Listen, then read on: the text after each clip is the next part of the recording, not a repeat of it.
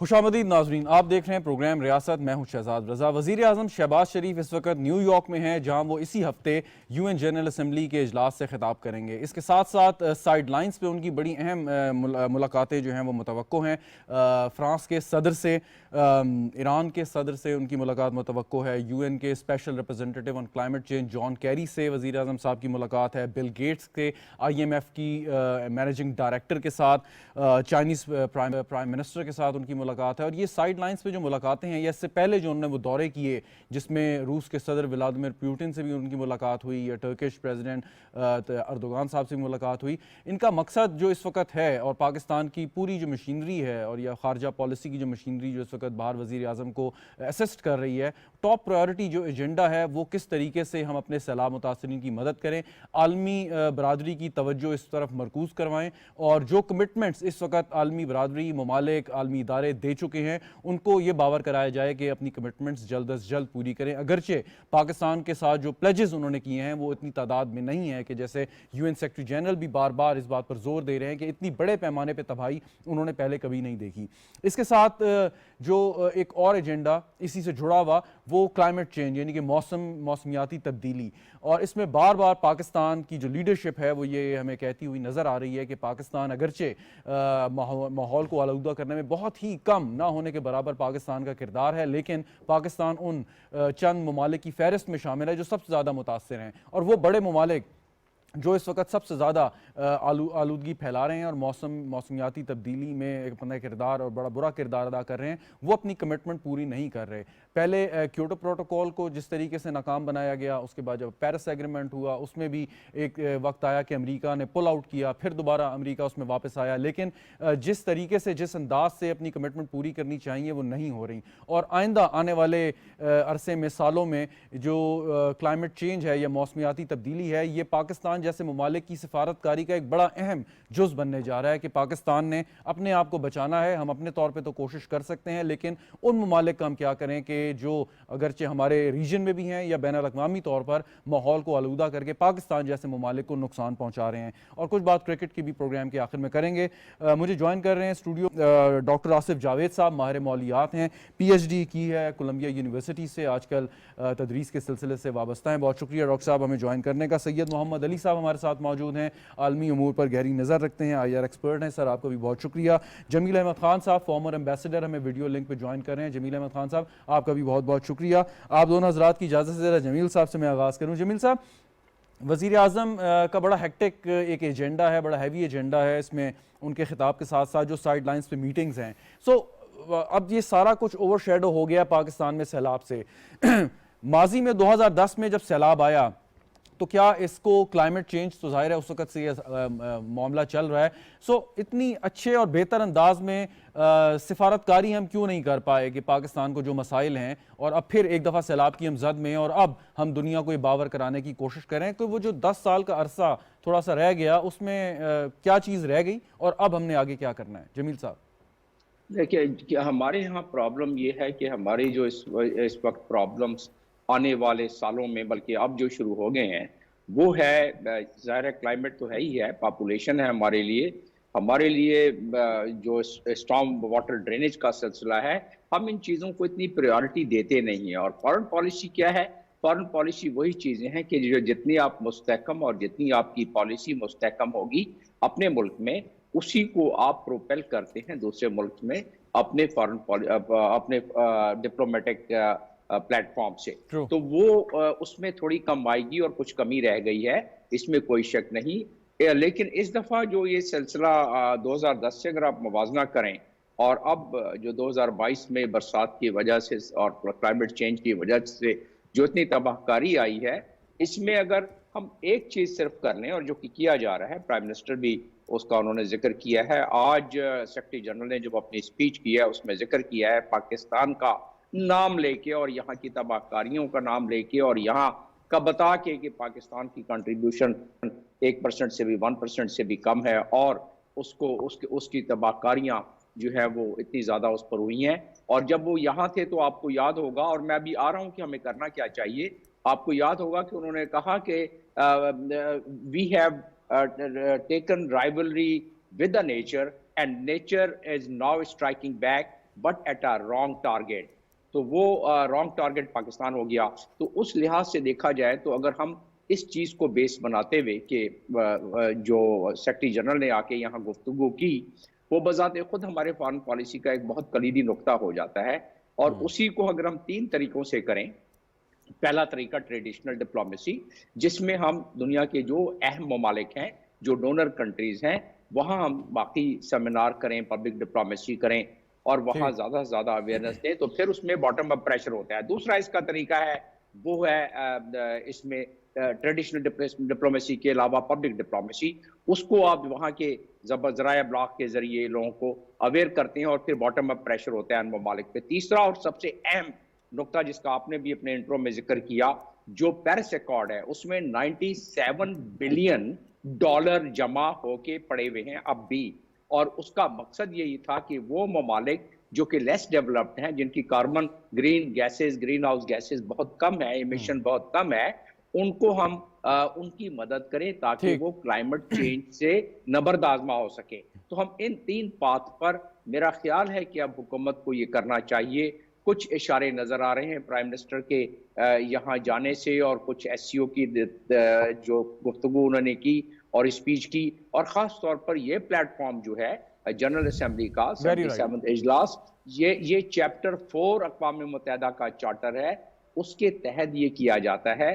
और इसमें पूरे दुनिया के जो सरबराहान और दूसरे हेड ऑफ गवर्नमेंट आए होती हैं, उनसे इंटरएक्शन के वक्त वो गुफ्तगू जो हमारी फॉरेन पॉलिसी का एक कलीदी हिस्सा बन जाता है, जैसे इस वक्त फ्लड है, उसकी उसकी मजीद अवेयरनेस और उसको मजीद लेकिन सर आप ये नहीं सेंसिटाइज समझते करने की कि जरूरत है। यूएन जनरल असेंबली में जो भी डिक्लेरेशंस आएंगी, करारदादें पास होंगी या जो भी फैसला होगा, वो बाइंडिंग नहीं होगा अनटिल अनलेस सिक्योरिटी काउंसिल को इंडोर्स ना करे या सिक्योरिटी काउंसिल के फोरम पे आप उसको ना लेके जाएं? ठीक है, आप बताएंगे, एक बहुत बड़ा फोरम है, यही प्लेटफॉर्म है आपके लिए, लेकिन ये मसला ऐसा है जस्ट लाइक टेररिज्म के, इसमें कुछ चीज़ें बाइंडिंग होनी चाहिए इन ममालिक पे, और यूएन के अम्ब्रेला के नीचे हो तो यही एक आपको फोरम मिलता है। एम्बेसडर साहब। जी हाँ, तो इसी में दिया हुआ है, इसी जनरल जो चैप्टर 4 है उसमें दिया हुआ है कि जनरल असेंबली की रेजोल्यूशन जब पास होता है और उस रेजोल्यूशन पे पास करके अगर वो सिक्योरिटी काउंसिल को भेजें, तो सेक्रेटरी जनरल उसको एजेंडा बनवा सकता है सिक्योरिटी ठीक। काउंसिल में। अब सिक्योरिटी काउंसिल में क्लाइमेट चेंज ऐसी चीज है कि जिसको अगर सही मायनों में उसके अल्फाज को तरतीब दे के रेजोल्यूशन सिक्योरिटी काउंसिल के अगर उसको पेश किया जाए, तो उसमें इसका वीटो होने के लेकिन सर चांसेस एक बहुत कम पैराडॉक्स भी तो देख लेना कि जो सिक्योरिटी काउंसिल के परमानेंट मेंबर्स बैठे हैं वही सबसे बड़े पॉल्यूटर्स हैं, तो आप क्या एक्सपेक्ट करेंगे उनसे? देखें, उस दायरे में रहते हुए ड्राफ्टिंग की जाती है रेजोल्यूशंस की, उस दायरे में रहते हुए आपने उन ममालिक को इंगेज करना होता है। जैसे कश्मीर के मामले में हम अब तक इंगेज नहीं कर सके उन ममालिक को, लिहाजा वेरी परमानेंट राइट। मेंबर्स हमारे साथ नहीं है, लिहाजा हम उस मसले को हल नहीं कर सके। ठीक। लेकिन क्लाइमेट चेंज ऐसा है कि इस पे हमारे पास इंटरनेशनल लॉ यानी एग्रीमेंट जिसका आपने जिक्र किया, पेरिस अकॉर्ड है, उससे पहले क्योटो था, तो उसमें अगर देखा जाए तो उसमें बहुत सारी बाइंडिंग्स हैं ममालिक पर, बिल्कुल और अगर ठीक। उन बाइंडिंग की को खिलाफ वर्जी करता है तो हम उसको चैप्टर 5 यूएन चार्टर के चैप्टर 5, चैप्टर 6, और अगर बहुत हद से पानी गुजर जाए तो चैप्टर 7 तक लेके जा ठीक। सकते हैं। ठीक। क्योंकि ये एक वाइकेरियस लाइबिलिटी है, लॉ में कहते हैं vicarious liability of the countries के मिशन नहीं कर रहे हैं जो कंट्रीज, उनके ऊपर उसकी आफत आ रही है।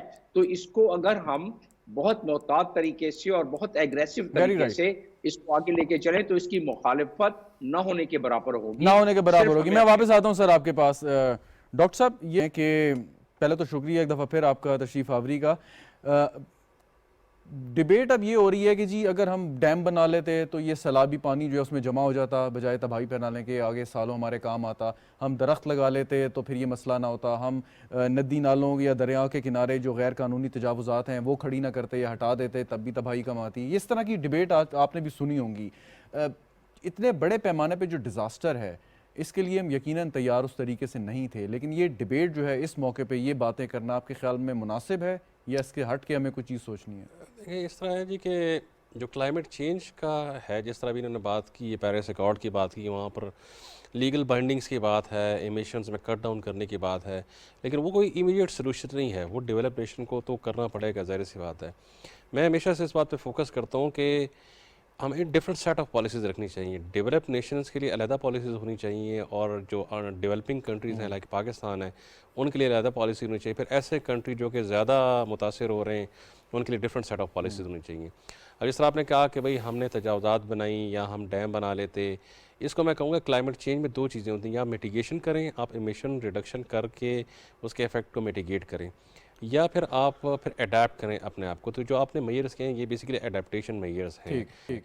जो कि हमें करने चाहिए थे और इंटरनेशनल कम्युनिटी को इस अडेप्टेशन में हमारी मदद करनी चाहिए थी। बहुत से अडेप्टेशन मेजर्स हो सकते हैं, सिर्फ ये नहीं है। देखिए फ्लड जो है ना वो तो एक नेचुरल प्रोसेस है। क्लाइमेट चेंज क्या करता है, इसको एग्जेजरेट करके तो उसमें अब जो इसकी तबाही का जो है कितनी नुकसान ये पहुंचाता है ये डिपेंड करता है, उसकी इंटेंसिटी पे डिपेंड करता है, आपकी उस पर डिपेंड करता है कि आपके मतलब तजावज़ात हैं नहीं है, अर्बन एरिया बड़ा है नहीं बड़ा, आपने कोई मेजर्स लिए नहीं, उससे तबाही का अंदाज़ा होता है।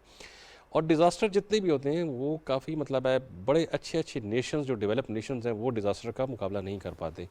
अब इस स्टेज पे हमारे पास जो ऑप्शंस हैं, अभी तो देखें हम वो डिज़ास्टर की स्टेज से गुजर रहे हैं, हमें रिहेबिलिटेशन चाहिए। पूरी दुनिया की आंखें पाकिस्तान पे हैं। प्राइम मिनिस्टर UNGA में हैं, यूनाइटेड नेशंस के जो सेक्रेटरी जनरल थे वो भी पाकिस्तान आए, उन्होंने विजिट किया, आई विटनेस हैं बहुत सी चीज़ों की तबाहियों की।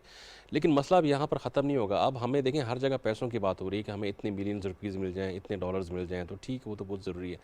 लेकिन मैं बात करूँगा लॉन्ग टर्म मैनेजमेंट की। मतलब अगर पैसे मिल गए, लोग रिहेबिलिटेट हुए, तो क्या हम इशू को सबसाइड कर देंगे? हमें वो नहीं चाहिए, क्योंकि अब देखें अब तो इशू है, अब तो हर कोई बंदा आपको शायद पैसे देने के लिए तैयार हो। पाकिस्तान में बड़े मुखय्यर हज़रात हैं जो कि मदद करते हैं, जो कि करते रहेंगे और वो इस क्राइसिस में। लेकिन जब ये क्राइसिस ओवर हो जाएगा इमीडिएट, मतलब आफ्टर मंथ और 2 और आपकी रिसर्च सर क्या कहती है कि अब ये जो तब्दीली हो रही है, एक डिजास्टर हम फेस कर चुके हैं बल्कि कर रहे हैं, आइंदा आने वाले सालों में मतलब ये कोई इसकी प्रिडिक्शन की जा सकती है या ये बहुत ही मुश्किल काम है कि इस लेवल पे जो तबाही आई है? देखिए क्लाइमेट चेंज की साइंस जो है ना दैट्स वेरी कॉम्प्लेक्स। अमेरिका ने पहले क्योटो प्रोटोकॉल साइन नहीं किया, फिर उसके बाद पेरिस अकॉर्ड से बैकआउट किया। बाइडन जब आए हैं तो उन्होंने अमेरिका को वापस लेकर आए, तो उसकी एक रीज़न जहाँ पर इकनॉमिक वजूहात हैं वहाँ पर कुछ साइंटिफिक रीजंस भी हैं। जो मॉडल्स यूज़ होते हैं क्लाइमेट मॉडलिंग में, प्रिडिक्शंस में, तो वो 50% आप समझिए कि उनकी एक्यूरेसी होती है नॉर्मली, 50% वी आर श्योर। तो फिर वो अमेरिकन साइंटिस्ट भी कहते हैं जब आप 50% श्योर हैं तो मतलब है फिर आप जब क्लाइमेट चेंज ज़ाहिर सी बात जब मिटिगेशन करते हैं तो आपने एमिशंस में रिडक्शन करनी है, इंडस्ट्रीज़ के आवर्स कम करने पड़ेंगे, व्हीकलर एमिशंस कम करनी होंगी, रिन्यूएबल पे जाना पड़ेगा। तो क्या हमारे पास अल्टरनेट सॉल्यूशंस हैं जो कि हम इकनॉमिक क्राइसिस आएगा क्लाइमेट चेंज को मिटिगेट करने के लिए उसको टैकल करें।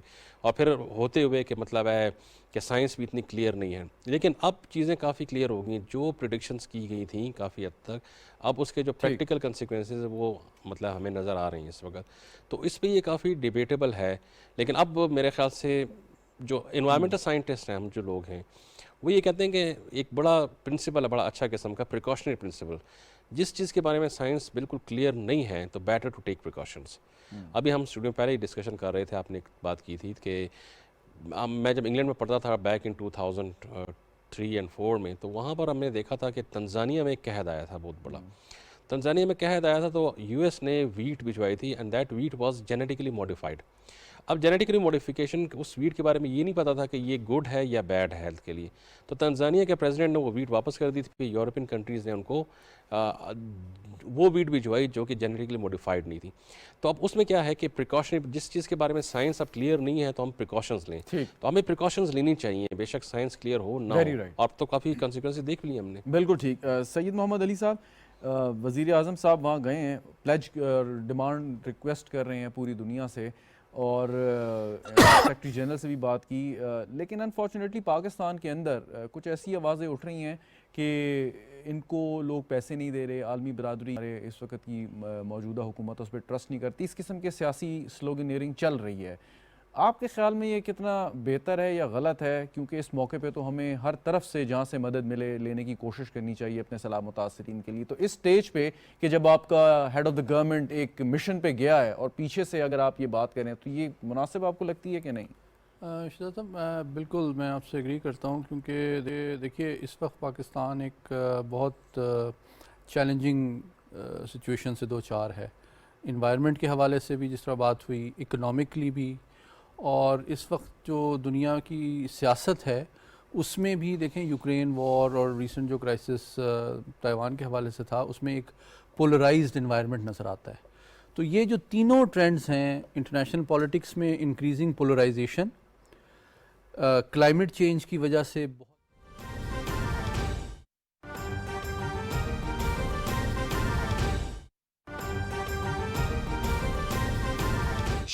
and it is having a significant ramification upon the global economies and social welfare. These developments have proven once again as to how important energy supply security is. And as Turkey, ever since the beginning, we have been focusing on energy not as an issue of competition, but an area for cooperation.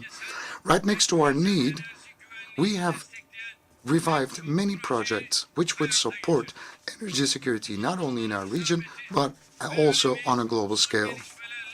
And with the recent developments, our stance had been confirmed. The process that we're going through has also risked food supply security. This is the 21st century, and we have reached the highest extents of financial and technological opportunities. However, in this day and age, still 1/5 of the world is crippled in the hands of poverty and hunger. With the recent developments, the world was aiming to reach zero poverty and hunger in the year 2023 as a part of the Sustainable Development Goals, but it seems like we are getting away from our prospective achievements. This is the day and age where we need to shed a light on our path, and that can only be possible through international cooperation and solidarity, and we need to assume a just and fair approach towards one another. Against the challenges that identify our common fate, we need to move together. As Turkey, we are willing to showcase this will, as we have done during the pandemic and during the crisis of climate change. Also, we have proven our stance while we were fighting against the crisis created as a result of the Russian-Ukrainian conflict. The Ukrainian conflict is exceeding the 7th month threshold. And we think that the war will never have a triumph, and a fair peace process will not have a loser. This is important because we are always underlining the significance of diplomacy in the settlement of the disputes through dialogue once and for all. That's why we got together the parties in Antalya Diplomacy Forum and then in Istanbul to become facilitators in a reconciliation process.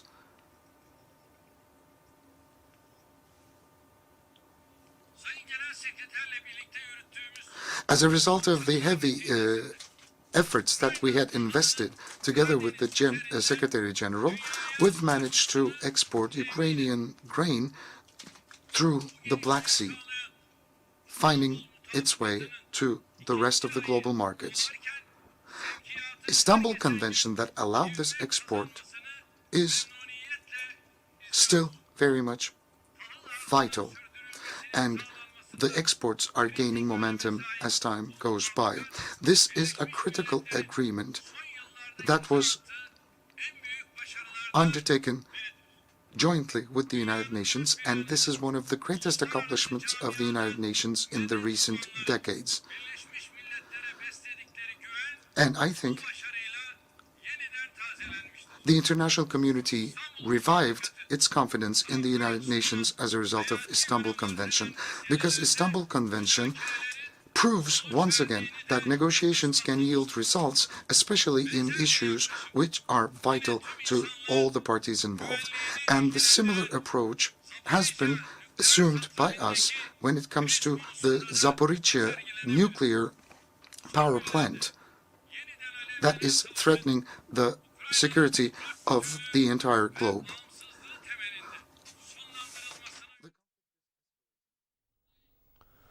Türkiye के सदर रजब Tayyip Erdogan अक़वाम मुत्तहिदा के इफ्तिताही session से खिताब कर रहे हैं। अपने खिताब में उनका कहना है कि हमें यूक्रेन और रूस के तनाज़े के ख़ात्मे के लिए इक़दाम करना होंगे, मुश्तरका कोशिशें करना होंगी। दुनिया को गुर्बत और अफलास का सामना है। ये थी PTV ताज़ा तरीन। तेरी मुट्ठी में बंद मुट्ठी को तू खोल, हर खेल मुयस्सर तुझको, तू खाली मुंह से बोल। भाग लपट लपट झपट, भाग लपट लपट झपट, भाग लपट लपट झपट, भाग लपट लपट झपट, भाग लपट। Arena Sports City Residencia, lifestyle of champions. मज़ीद मालूमात के लिए राब्ता कीजिए 042 111 333 987, a project of Al Jaleel Developers. 3, 5, 10 मरला और 1 कनाल के रेजिडेंशियल प्लॉट्स, बुकिंग सिर्फ 1,75,000 रुपए से और बकाया 5 साल की आसान इक़सात, माहाना किस्त 11,000 रुपए से। Arena Sports City Residencia, lifestyle of champions. 042 111 333 987, booking सिर्फ 1,75,000 रुपए से, माहाना किस्त सिर्फ 11,000 रुपए से। Arena Sports City Residencia, lifestyle of champions. 042 111 333 987.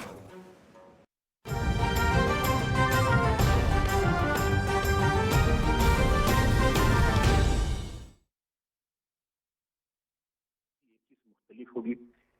Kashmir पे हम ज़ाहिर है रेस करेंगे, हमेशा रेस करते हैं, लेकिन उसमें होता है कि कश्मीर पे अगर इंडिया का वज़ीर आज़म भी मौजूद हो तो दोनों तरफ जरा जज्बात मुश्तइल होते हैं और थोड़ा सा गर्मा गर्म बातें हो जाती हैं और सिर्फ अखबारों की हेडलाइनें बच जाती हैं। उससे आगे तो कभी भी कुछ नहीं होता। इस दफ़ा वो नहीं होगा, इसलिए कि इंडियन वज़ीर आज़म नहीं आ रहे हैं, तो वज़ीर आज़म ही हमारे बोलेंगे कश्मीर पे। उसमें ह्यूमन राइट्स का भी जिक्र कर देंगे जैसे कि मोहम्मद अली साहब ने कहा, और उसमें चूंकि पाकिस्तान को एक बड़ी कामयाबी हुई थी इस्लामोफोबिया के हवाले से, तो उसका भी जिक्र कर सकते हैं जैसा कि हम फॉरेन मिनिस्टर ने किया। मतलब मेरा ख्याल है कि नई बात जो है वो फ्लड होगी। अच्छा, फ्लड के हवाले से एक सवाल करूं, आपने बहुत से ग्लोबल इवेंट्स यकीनन कवर किए हैं एज अ जर्नलिस्ट। जो वर्ल्ड रिस्पांस आना चाहिए था या जो एक्सपेक्टेशंस थी वो क्यों नहीं आया? नंबर पहली अगर एक जुमले में कहें, मैं कहूँगा यूक्रेन। लेकिन जो इमदाद आती है, ज़्यादा कमिटमेंट आती है, वो आती है वेस्ट से, उसके बाद आती है मिडल ईस्ट से। मिडल ईस्ट जो भी है वो वेस्टर्न कंट्रीज को फॉलो करता है। तो इस दफ़ा जो वेस्टर्न कंट्रीज हैं, खासतौर पर अमेरिका, लेकिन उसके अलावा दीगर भी वेस्टर्न कंट्रीज हैं, वो प्री ऑक्यूपाइड हैं। उनका सारा जो फोकस है वो है यूक्रेन पे। तो वो एक बड़ी वजह जो रोक रहा है। दूसरी ये है कि दुनिया, आपने खुद देखा है कि सारी दुनिया एक तरह के रिसेशन में है। उस तरह का अमेरिका में मसलन जब आप भी आए थे, मोहम्मद अली साहब भी यहाँ रह चुके हैं, आपको याद होगा कि मसलन इनका जो डिपार्टमेंट है जो मीडिया से डील करता है, वो बहाने ढूंढते थे आपको कहीं ट्रिप पे ले जाने के। हैं आप कहीं नहीं ले जाते। उनके जो खाना पीना सर्व होता था उनके मीडिया सेंटर पे, वो नहीं होता। जो उनके अपने अमेरिकन जर्नलिस्टों को जो आगे पीछे लेके फिरते, वो नहीं होता। हर जगह एक जो है बचत का ज्यादा वो है, तो उसकी वजह से भी लोग रुक रुक के आप कमिटमेंट नहीं कर रहे हैं, कम कर रहे हैं। फिर और भी क्राइसिस है दुनिया में, दूसरे मकाम है। अफगानिस्तान का कभी बहुत बड़ा मसला चल ही रहा है इस वक्त। अमेरिका में अगर आप आए तो अमेरिका में ग्राउंड पे सबसे बड़ा मसला अफगानिस्तान नजर आता है, क्योंकि बहुत बड़ी तादाद में रिफ्यूजीज आ गए हैं और उनके उससे मुताल्लिक काफी। अच्छा, एक सवाल इसी पे ज़रूर पूछना चाहूँगा आपसे कि रियल पॉलिटिक को थोड़ी देर साइड पे अगर हम रख दें, ये यूक्रेन वॉर तो चलें एक मैन मेड क्राइसिस है। ये जो सैलाब है, मतलब इससे आप लड़ नहीं सकते, nobody can fight with the mother nature.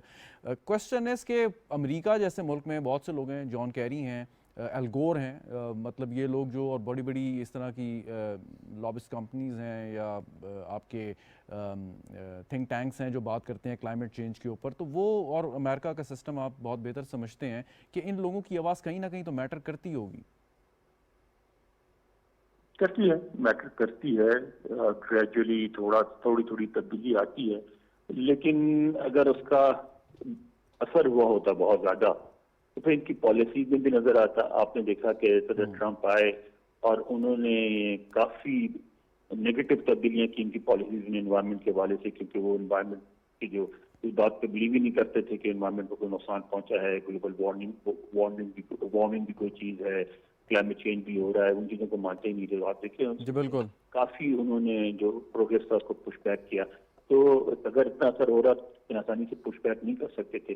तो ये है कि इनकी बातें हैं, ये इनकी मौजूद है, कोशिश करते रहते हैं मुसलसल, सिंसियरली कोशिश करते हैं, लेकिन इनका बहुत ज़्यादा इम्पैक्ट अभी तक माशरे पर बन नहीं रहा। बिल्कुल ठीक। एक आखिरी सवाल अनवर इकबाल साहब, प्राइम मिनिस्टर प्रेसिडेंट बाइडन के जो डिनर है उन जो होस्ट करेंगे वो उसमें शिरकत करेंगे, कोई साइड लाइन पे उनसे मुलाकात भी कोई एक्सपेक्टेड है या नहीं है? कोशिश हो रही है, लेकिन मसला ये हो गया कि आज आपने सुना होगा कि आज उन्होंने तकरीर करनी थी, उनकी तकरीर डिले हो गई है, इसलिए कि वो लंदन जाके उनकी तबीयत खराब हो गई सदर बाइडेन की। और ये पहली दफा हुआ है यूएन की हिस्ट्री में से यूएस के सदर की तकरीर डिले हुई, शायद अब कल हो। तो वो जो इनकी एक मैं समझूंगा एक तरह से हमारे वज़ीर आज़म जो है उनके लिए एक बैड लक होगा कि इस तरह हो जाए, लेकिन उनकी सेहत जो है सदर बाइडेन की वो आड़े आ सकती है। ठीक, बिल्कुल ठीक। बहुत बहुत शुक्रिया अनवर इकबाल साहब, हमारे साथ आप मौजूद थे। साहब, ये अनवर इकबाल साहब कोई डिटेल भी हमें बता रहे थे, तो ये साइड लाइंस पे जो मुलाकातें होती हैं, जैसे मैंने कुछ तफसील अपने इब्तदाइया में बताई कि फ़्रांस के सदर, ईरान के सदर, चीन के वज़ीर आज़म, इसके साथ IMF की मैनेजिंग डायरेक्टर से मुलाकात है, बिल गेट से, जॉन कैरी से। इन मुलाकातों में बस रस्मी गुफ्तगू होती है या आगे फॉलो अप के लिए कोई अच्छा मवाद भी मिल जाता है कि उन पर काम भी किया जा सकता है, या सिर्फ प्लेजेंट्रीज एक्सचेंज होती हैं? डिपेंड करता है कि क्या क्या। जी मैं ये कह रहा हूँ कि आइस ब्रेकिंग किस्म के मामला तय हो।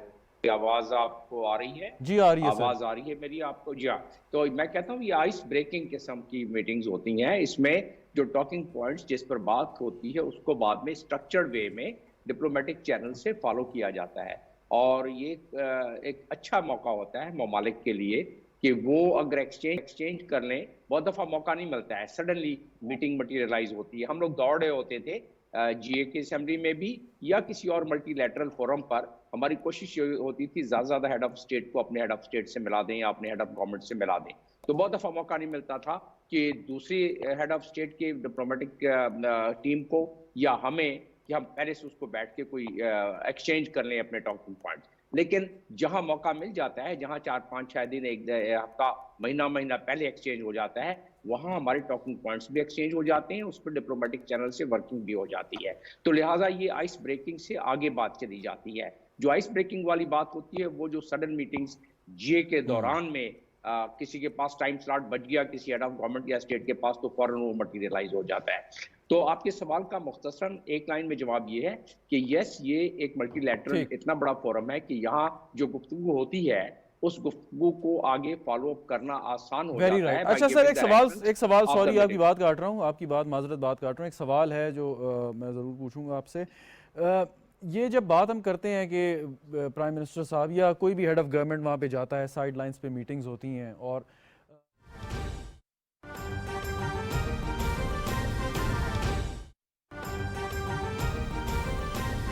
नाज़रीन, वज़ीर आज़म इस वक्त न्यूयॉर्क में मौजूद हैं। अक़वाम मुत्तहिदा की 77वें इजलास के मौके पर वज़ीर आज़म मौजूद हैं। न्यूयॉर्क में वज़ीर आज़म मोहम्मद शहबाज शरीफ और फ्रांस के सदर एमेनुएल मैक्रोन की मुलाकात हुई है। बाहमी दिलचस्पी के उमूर पर तबादला ख्याल हुआ है। आपको हम खबर से आगाह कर रहे हैं। वज़ीर आज़म मोहम्मद शहबाज शरीफ और फ्रांस के सदर एमेनुएल मैक्रोन के दरमियान मुलाकात हुई है। ये मनाजिर भी आप अपनी टेलीविजन स्क्रीन पर देख सकते हैं। अक़वाम मुत्तहिदा के 77वें इजलास का आगाज़ हो चुका है और इस मौके पर वज़ीर आज़म न्यूयॉर्क में मौजूद हैं। इस सिलसिले में मुख्तलिफ रहनुमाओं से उनकी मुलाकातें शेड्यूल हैं और उसी सिलसिले की एक कड़ी है। वज़ीर आज़म मोहम्मद शहबाज शरीफ और फ्रांस के सदर एमेनुएल मैक्रोन के दरमियान मुलाकात हुई है। बाहमी दिलचस्पी के उमूर पर तबादला ख्याल हुआ है। खुशगवार माहौल में ये बातचीत हुई है और आप ये मनाजिर भी देख सकते हैं कि दोनों लीडर आपस में मिल रहे हैं और बाहमी दिलचस्पी के उमूर भी इस मुलाकात में ज़ेर गौर आए हैं। वज़ीर आज़म मोहम्मद शहबाज शरीफ अक़वाम मुत्तहिदा के 77वें इजलास में शिरकत के सिलसिले में अक़वाम मुत्तहिदा के हेडक्वार्टर में मौजूद हैं, न्यूयॉर्क में मौजूद हैं। दुनिया के मुख्तलिफ ममालिक के सरबराहान भी इस मौके पर मौजूद हैं और उनकी मुलाकातें भी, वज़ीर आज़म की मुलाकातें भी शेड्यूल हैं और उसी सिलसिले में वज़ीर आज़म की मुलाकात हुई है फ्रांस के सदर से एमेनुएल मैक्रोन से।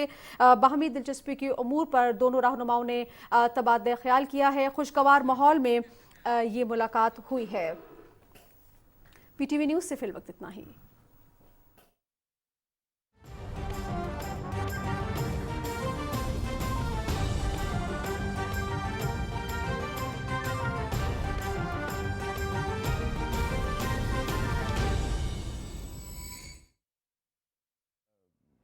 मतलब उनकी रिकमेंडेशन क्या है, उन पर क्या अमल दरामद हुआ, क्या उनकी रिपोर्ट्स हैं? हर साल हमें पता चलता है कोई बहुत बड़ी बड़ी रिपोर्ट्स आ जाती हैं, कोई पढ़ता भी है उन्हें, नहीं पढ़ता, क्या होता है? बड़ा अच्छा पॉइंट शहजाद साहब आपने छेड़ दिया है। मसला ये एक तो पहले एक चीज़ क्लियर होनी चाहिए कि जो इन्वायरमेंटल इश्यूज़ हैं या क्लाइमेट के इश्यूज़ हैं, इनकी ना कोई पॉलिटिकल बाउंड्रीज़ होती हैं, ना इनकी कोई जियोग्राफिकल बाउंड्रीज़ होती हैं। लिहाजा सॉल्यूशंस जितने भी इनके ढूंढने पड़ेंगे, हमें साइंटिफिक ढूंढने पड़ेंगे, हमें पॉलिटिकल सॉल्यूशंस नहीं मिलेंगे। पॉलिटिकल विल रिक्वायर्ड है, लेकिन पॉलिटिकल सॉल्यूशंस या उसके वो नहीं मिलेंगे, हमें साइंटिफिक सॉल्यूशंस की तरफ जाना पड़ेगा। अमेरिका में मैं आपको थोड़ा सा बता देता हूँ कि वहाँ पर लोग साइंटिस्ट रिसर्च करते हैं, फिर अच्छे जर्नल में पेपर पब्लिश होता है, फिर उस पेपर पर डिस्कशन होती है। उस पेपर का क्रक्स जो सा है सलीस ज़बान में उनके जो लीडिंग न्यूज़पेपर्स हैं, न्यूयॉर्क टाइम्स या फाइनेंशियल टाइम्स में पब्लिश होते हैं आम पब्लिक के लिए, उसको सामने रखते हुए उनकी गवर्नमेंट जो सी है ना पॉलिसीज़ बनाती है। सो आप देखें डिफरेंस क्या है। हमारे यहाँ पे बहुत बड़ा गैप है अभी। जो मतलब जिस तरह आपने भी वर्ड यूज़ किया कि यूएन के सेक्रेटरी जनरल यहाँ आए हुए थे, उन्होंने खुद देखा तो उनकी बात की बड़ी वेटेज है। मैं कहता हूँ हमारे अपने डाटा में, हमारे अपने साइंटिस्ट में इतनी कैपेबिलिटीज़ गवर्नमेंट में होनी चाहिए थी कि हम एक बात कहते हैं वो उसी थ्रस्ट से वहाँ पर पहुँचती, किसी को देखने की भी ज़रूरत ना होती। अब उन्होंने कितने विजिट्स किए होंगे यूएन सेक्रेटरी जनरल ने, कितने हैं, ठीक है ना। तो एक डाटा कलेक्शन और इसका जो साइंटिफिक सोल्यूशन है वो बहुत इंपॉर्टेंट है इस वक्त। इंटरनेशनल लेवल पर तो जाहिर सी बात है हम इस वक्त चूँकि एक क्राइसिस से गुजर रहे हैं, हमारे प्राइम मिनिस्टर भी यूनाइटेड नेशंस में है, तो जाहिर सी बात है लोग इसी की ख्वाहिश तवक्को भी रखते हैं, और ख्वाहिश भी ये है कि उनको ज़्यादा से ज़्यादा पैसे मिले, इमदाद मिले जितने, लेकिन ये बहुत शॉर्ट टर्म रिलीफ सर मैंने इदारों की बात की, जैसे आपकी इन्वायरमेंट प्रोटेक्शन एजेंसी है, आपकी एग्रीकल्चर की रिसर्च काउंसिल्स हैं। मतलब अभी वफ़े में हम बात कर रहे थे कि जो हमसाये ममालिक हैं वहाँ से जो सब्ज़ियाँ आ रही हैं उनकी क्वालिटी में बहुत फ़र्क है, यानी कि वो बहुत अच्छी क्वालिटी की हमें नज़र आती हैं। सो क्या वजह है कि हम बावजूद जानते हुए सारी चीज़ें वो क्या करते हैं कि उनकी रिकमेंडेशंस बस हवा में उड़ा दी जाती हैं, इम्प्लीमेंटेशन नहीं होती? क्या होता है? दो चीज़ें ना, सबसे पहले तो एक तो पॉलिसी बनाना है, प्रॉब्लम को आइडेंटिफाई कराना है, फिर उसको इम्प्लीमेंट करने के लिए आपकी रिसोर्सेज भी चाहिए ना। आप कंट्री में, मुल्क में देखें तो आप कितने रिसोर्सेज एलोकेट कर रहे हैं मिनिस्ट्रीज़ को, उन डिपार्टमेंट, आपकी प्रायोरिटी क्या है, टॉप प्रायोरिटी एजेंडा क्या है आपका। आप बजट एजुकेशन देखें तो कितना बजट किधर जाता है, फिर कितना बजट उनको जाता है। ये तमाम जो फैक्टर्स हैं जो कि उसको वो करते हैं, जो उनकी प्रोग्रेस है। आपके ख्याल में ये क्लाइमेट चेंज जो है ये किस एजेंडा आइटम होना चाहिए, कौन सा? मेरे मुताबिक तो जाहिर सी बात, बीइंग एनवायरमेंटल साइंटिस्ट, मैं कहता हूँ टॉप मोस्ट एजेंडा पॉइंट होना चाहिए, क्योंकि ये आपकी इकोनॉमी को भी हिट कर रहा है, आपके पुअर को भी हिट कर रहा है, आपकी हर चीज़ इंफ्रास्ट्रक्चर को भी हिट कर रहा है। मतलब ये हर सेगमेंट को। सबसे बड़ी बात यह है कि जो पाकिस्तान के हवाले से क्यों टॉप प्रायोरिटी एजेंडा होना चाहिए, क्योंकि पाकिस्तान के पास बहुत बड़ा ज़ख़ीरा है स्नो का हिमालयाज़ में। अब वो स्नो मेल्ट हो रही है, ठीक है ना, और उसका पानी जा रहा है सीधा अरेबियन सी में। और अगर वो ग्लेशियर्स ना रहे तो फिर हम क्या करेंगे। हमारी जो 40% पॉपुलेशन है वो डायरेक्टली डिपेंड करती है मेल्ट वाटर पे जो ग्लेशियर से आता है। लेकिन हम जब बात करते हैं कि हमारा जो कंट्रीब्यूशन है इट्स लेस देन 1%, सो अगर हम अपने कंट्रीब्यूशन को यहीं तक रखें तो हम कैसे बचा सकते हैं कि जब वो ये दिस इज़ द डिफरेंस। बात तो यही तो कॉन्सेप्ट क्लियर करने की बात है। हमें इस तरफ तो ठीक है, हम अगर एमिशन में रिडक्शन करते हैं तो हमें और फ़ायदे होंगे, एयर पोल्यूशन हमारी कंट्रोल हो जाएगी, लेकिन शायद हमारा इतना रोल नहीं होगा मिटिगेट करने में। हमारे लिए जो पॉलिसीज़ बननी चाहिए एडेप्टेशन साइड पे बननी चाहिए, ताकि हम जो इफ़ेक्ट्स आ रहे हैं उससे अपने आप को बचा सकें। मिसाल के तौर पर देखें, अभी लोग फ्लड्स, पूरा पाकिस्तान तकरीबन पानी के नीचे है। इससे पहले लास्ट 2 वीक्स में या लास्ट मंथ में इंडिया और बांग्लादेश में ये हालत बनी हुई थी, ठीक है ना।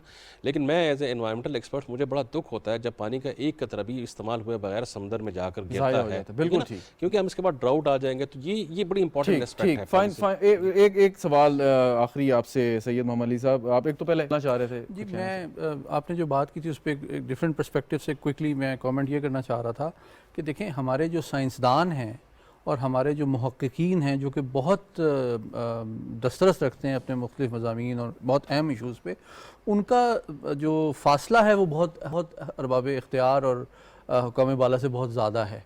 तो जो बुनियादी फ़र्क है, जिस तरह इन्होंने भी बात की अमेरिका में पॉलिसी कैसे बनती है, तो थिंक टैंक जो होता है ना वो नॉलेज, वेल्थ और पावर के दरमियान ब्रिज होता है। तो हमारे यहाँ ये ब्रिज नहीं होता, ठीक है। तो असल मसला ये है कि हमारे स्कॉलर और पॉलिटिशियन और साइंटिस्ट ने तो सोल्यूशन देना है, लेकिन उसको पॉलिटिकल विल में कन्वर्ट कौन करेगा? वो थिंक टैंक करेगा, या अमेरिका में लॉबिंग फर्म करेगी, या यूएस कांग्रेस में एक डिबेट होगी। तो क्या कभी इनको बुलाया गया है पार्लियामेंट में टेस्टिफाई करने के लिए कि जी आप बताएं एज अ सब्जेक्ट एक्सपर्ट कि इसकी क्या इम्प्लीकेशन है और हमारे पास क्या ऑप्शन? आपने दुरुस्त बात की। एक चीज़ ज़रूर मैं आपसे पूछूंगा कि वज़ीर आज़म साहब अभी कितना मुश्किल टारगेट लेके गए हैं कि जैसे अनवर इकबाल साहब बात कर रहे थे जी, कि जी। जो अरब कंट्रीज़ हैं ये यूरोप की तरफ देखते हैं कि उनका झुकाव कहाँ है, वो किधर फंड कर रहे हैं, वो कहाँ पे अपने रिसोर्सेज डाइवर्ट कर रहे हैं। तो ये कितना ये मुश्किल बहुत मुश्किल टाइम है पाकिस्तान के लिए 3 वजूहात से। नंबर 1, जिस तरह मैंने पहले कहा कि इस वक्त इंटरनेशनल पॉलिटिक्स जो है वो बहुत पोलराइज नज़र आ रही है। रूस, चीन और अमेरिका के दरमियान मुख्तलिफ वजूहात की वजह से मुखासमत की फ़ज़ा है, जिसलिए किसी भी issue including unfortunately climate change पे कंसेंसस होना बहुत ज़रूरी लेकिन मुश्किल नज़र आता है। नंबर 1। नंबर 2 ये कि पाकिस्तान के लिए फूड और ह्यूमन और इकोनॉमिक सिक्योरिटी के बहुत ग्रेव और क्रिटिकल चैलेंजेस हैं इस वक्त।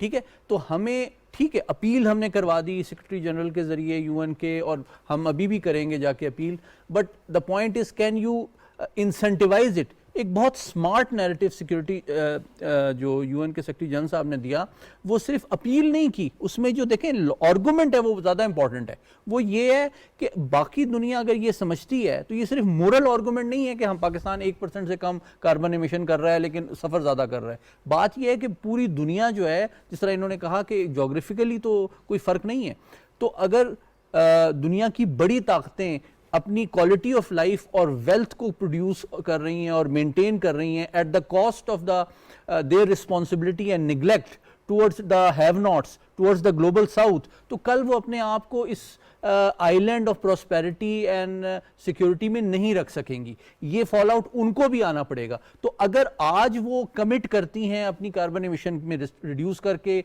या जिन कंट्रीज पे इसका असर पड़ रहा है उनको हेल्प करके, तो ग्रेजुअली और इंक्रीमेंटली ये पूरी ग्लोबल जो इन्वायरमेंटल सिक्योरिटी है उसकी जानिब एक टाइमली और सब्सटेंटिव कंट्रीब्यूशन और कमिटमेंट होगी। नहीं, लेकिन अभी प्रेसिडेंट ट्रंप की बात हो रही थी, उन जैसे भी लोग पाए जाते हैं, बहुत बड़ी बड़ी ऐसी इंडस्ट्रीज़ हैं कि जिनका एमिशन बहुत ज़्यादा है लेकिन उनको परवाह नहीं है। आप सही कह रहे हैं कि at the cost of global south. जी कुछ ऐड करना चाह रहे हैं? जी शहजाद साहब, इसी पे मैं ऐड करना चाह रहा था कि सिर्फ पॉलिटिशियंस नहीं हैं, कुछ साइंटिस्ट हैं, ग्रुप ऑफ साइंटिस्ट हैं जो कि मतलब इस चीज़ को कह रहे थे, क्योंकि जब आप क्लाइमेट चेंज पे कोई भी एक्शंस लेते हैं तो आपको उसकी मतलब उसकी इकोनॉमिक प्राइस कुछ ना कुछ पे करनी पड़ती है ऑब्वियसली, क्योंकि कट डाउन करना है, क्योंकि अल्टरनेट शायद इतने ज़्यादा ना हो इतनी बड़ी इकोनॉमी के साथ।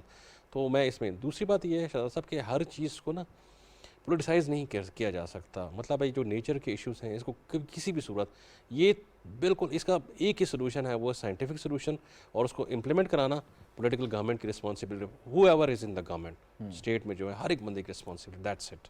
ये एक फाइनल मैसेज है। तो मैं थोड़ा सा और आपने इससे पहले रियल पॉलिटिक्स की बात की थी, तो कोई मुल्क के मतलब बड़ा डेवलप्ड कंट्रीज है, जीडीपी ऊपर जा रहा है, ग्रोथ हो रही है, वो क्यों चाहेगा किसी गरीब मुल्क की मदद करने में अपनी ग्रोथ कम कर दे? I agree with you. देखें अगर कार्बन एमिशन, देखें कोयला सस्ता है ना, कोई नज़रियाती मसला तो नहीं है, कोयला चीप है, वो इन्वायरमेंटली डैमेजिंग है, इसीलिए दुनिया के 3 बड़ी इकोनॉमीज जो हैं वो उस पर डिपेंड करती हैं। आप भी तो कोयला इंपोर्ट करने की कोशिश कर रहे हैं अफगानिस्तान से, तो इशू ये है कि वो चीप है और अवेलेबल है, दैट्स द पॉइंट।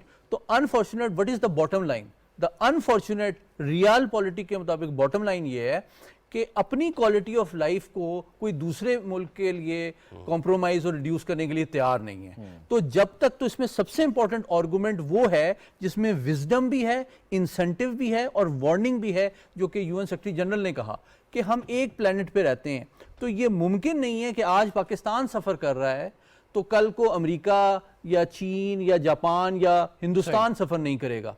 तो अगर उनको ये गलत फहमी है कि हमसे ये मामला भी बड़ी दूर है, तो it's a matter of time कि उनके ऊपर भी इसके उतने ही बुरे असरात आएंगे। तो उनके लिए जिम्मेदारी आयद होती है कि अभी वो पाकिस्तान जैसे उन ममालिक की हेल्प करें और अपनी कार्बन फुटप्रिंट को भी कम करें, एमिशन को कम करें, अपने ऊपर पाबंदियां लगाएं, और जिन ममालिक के ऊपर ज़्यादा नेगेटिव असरात हो रहे हैं, यूएन जैसे फोरम को इस्तेमाल करके ऐसी मनसूबाबंदी की जाए।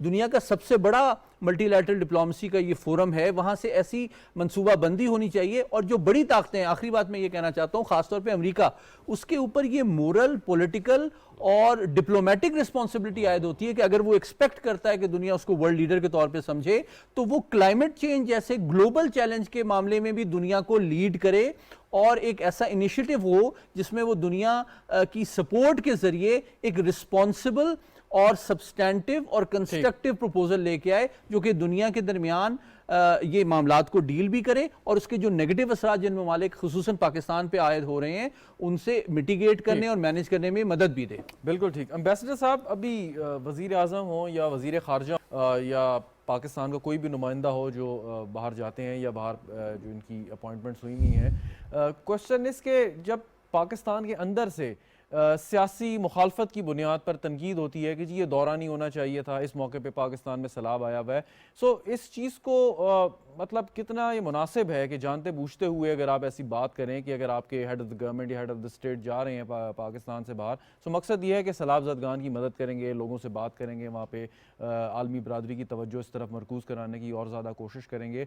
सो पीछे अगर आपके सियासी मुखालफिन कोई बात करते हैं, सो इस वक्त ये बात आपके ख्याल में कितनी डैमेजिंग होती है, या आप जब सर्विस में थे तो कोई ऐसी चीज़ आती होगी कि जिस पे आपको भी बैनुल-अक़वामी बरादरी के सामने जवाब देना पड़ता होगा, एक्सप्लेन करना पड़ता होगा? देखिए, बड़ी एम्बैरसिंग सिचुएशन हो जाती है हमारे डिप्लोमेट्स के लिए जब अपने मुल्क में इस किस्म की गुफ्तगू हो रही हो और अपने ही मुल्क का जो प्राइम मिनिस्टर या वहाँ जो हेड ऑफ स्टेट जाता है इस मामले में हेड ऑफ गवर्नमेंट, तो उसको हम नीचा दिखाने की कोशिश करें दुनिया अक़वाम के सामने। ज़ाहिर है जब हम मीडिया पे लेके आते हैं बात को और बड़े बड़े जलसे जुलूसों में लेके आते हैं तो फिर सूरत हाल ऐसी हो जाती है और उसमें फिर ये कहते हैं ना कि नज़र का तीर जिगर में रहे तो अच्छा है, और ये घर की बात है, घर में रहे तो अच्छा है। जब पाकिस्तान से बाहर कोई भी पाकिस्तानी जाता है तो वो पाकिस्तानी होता है और पाकिस्तान का इंटरेस्ट उसको मुकद्दम होना चाहिए। तो चेजा के बड़े पॉलिटिशियंस हमारे अगर इतने बड़े बड़े पॉलिटिशियंस इसको मलाइन करना शुरू करेंगे तो फिर वो पाकिस्तान का ही नुकसान होगा और फिर उसको डाउटफुल हो जाती हैं चीज़ें और दुनिया अक़वाम इसको डाउट में देखना शुरू कर देती है। क्योंकि अगर आज का एक पॉलिटिकल लीडर और बड़ी पार्टी का पॉलिटिकल लीडर अगर इस किस्म की नुक्ताचीनी करे तो कल वो पार्टी में आएगा तो उसने यही, जब पावर में आएगा तो उसने यही करना है। तो उसका हमेशा एक बड़ा नेगेटिव इम्पैक्ट पड़ता है क्योंकि हम उतने ही ताकतवर हैं बाहर जितने भी डिप्लोमेट्स हैं, जितनी की ताकत आप अपने मुल्क में अपने लिए गेन करते हैं अपने पॉलिसीज के जरिए, अपने इकोनॉमी के लिए जरिए, अपने सिक्योरिटी के जरिए, तो इस तरह आप बाहर उस चीज को प्रोपेल कर सकते अच्छा, हैं। पॉइंट है आपके लिए बड़ी एम्बैरसिंग जी, एक पॉइंट ये है कि जो इंटरनेशनल डोनर एजेंसीज हैं और पाकिस्तान की जो इस वक्त सूरत हाल है और हुकूमत पाकिस्तान उनसे राब्ते में है कि ज़्यादा से ज़्यादा उनसे जो है वो हेल्प ली जाए। सो जब कोई सियासी रहनुमा ऐसी बात करेगा कि जी अगर फ़ंड आएंगे तो वो करप्शन की नज़र हो जाएंगे, या ये कि फ़ंड इनको इसलिए नहीं दिए जा रहे कि उनका जो कोई ऐसा ट्रैक रिकॉर्ड है, मतलब बकौल उनके, सो इन बातों का असर होता है उन एजेंसीज पे या उन ममालिक पे या नहीं होता? वो समझते हैं कि ये सिर्फ पॉलिटिकल पॉइंट स्कोरिंग ही है।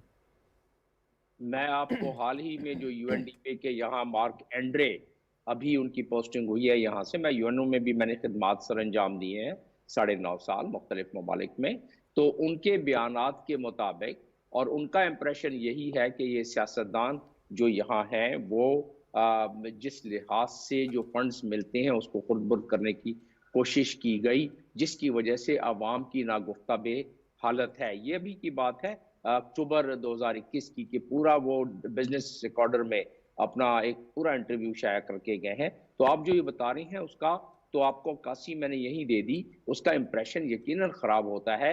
और हम अगर अपने हालांकि मैं क्योंकि रहा हूँ डोनर एजेंसी से, मैं एंगेज रहा हूँ हमेशा, उसमें ये होता है कि उनके अपना निज़ाम जो अकाउंटिंग का है, ऑडिट का है, बड़ा ही उनका मजबूत और मरबूत निज़ाम होता है। उसमें कोई चीज़ उसको हेरा फेरी करना बहुत मुश्किल काम हो जाता है। लेकिन अगर आप उसको मलाइन करना शुरू कर दें तो जो प्लेजेस हैं वो पहले ही दुनिया डोनर फटीक के जद में है और वो प्लेजेस आपके मजीद मटेरियलाइज होने में जैसे कि कम हो रहे हैं, मजीद कम हो जाएं। और आप याद रहे कि यूक्रेन के लिए 335 बिलियन डॉलर की उन्होंने डिमांड दी है और इस वक्त यूक्रेन जो है प्रायोरिटी है पूरे डेवलप्ड वर्ल्ड का, अमेरिका के। तो उस लिहाज से हमारे लिए हम अपने ही पैर पर कुल्हाड़ी मारते हैं अगर हम इस किस्म की बात करते हैं। और हमारे जी वेरी राइट। डॉक्टर साहब ये बताएं कि अभी हमें शॉर्ट टर्म और लॉन्ग टर्म स्टेप्स क्या लेने? शॉर्ट टर्म तो जी हमें रिहेबिलिटेशन और रेस्क्यू की तरफ ज़ाहिर सी बात है लोगों को एडजस्ट करना है, जिनके ज़मीनें एरोड हो चुकी हैं, जिनके घर तबाह हो चुके हैं उनको पहले रेस्क्यू करना है, प्रायोरिटी। लॉन्ग टर्म में फिर मैंने जैसे आपको कहा कि जो पानी का एक कतरा भी अगर अरेबियन सी में जाता है तो हम जैसे लोगों को दुख होता है। हमें लॉन्ग टर्म पे जाना पड़ेगा, हमें रिजर्वायर्स, डैम्स, डाइवर्जन स्ट्रक्चर, जो कुछ हम कर सकते हैं वाटर को कन्वर्ट, हम पानी को उधर कन्वर्ट करें, डाइवर्ट करें जहाँ पर हम उसको इरिगेशन के लिए यूज़ कर सकें ताकि हमारी प्रोडक्टिविटी ज़्यादा अच्छा, हो। आपने पूरे मुल्क का सर्वे यकीनन किया होगा अपनी रिसर्च के लिए। हम कालाबाग डैम पे आके हम रुक जाते हैं, इसके अलावा भी कोई मतलब ऑप्शंस हैं हमारे पास या यही डैम बनना नागुज़ीर है आपके ख्याल में? देखें, कालाबाग डैम रेड लाइन ज़री सी बात है, उसको ज़रा बड़ा मुश्किल है क्रॉस करना क्योंकि इशू बड़ा पोलिटिसाइज हो गया है। अब there are more feasible sites, आप बड़े डैम नहीं बना सकते जी, बहुत ज़्यादा उसका सब्स्टिट्यूट बन सकते हैं, बहुत ज़्यादा हैं। छोटे छोटे डैम्स आप बनाएं, छोटे छोटे बैराजेस बनाएं, डाइवर्जन स्ट्रक्चर्स बनाएं। बहुत से डैम सर बह गए जब सैलाब आया बलूचिस्तान में, हमें बताया गया।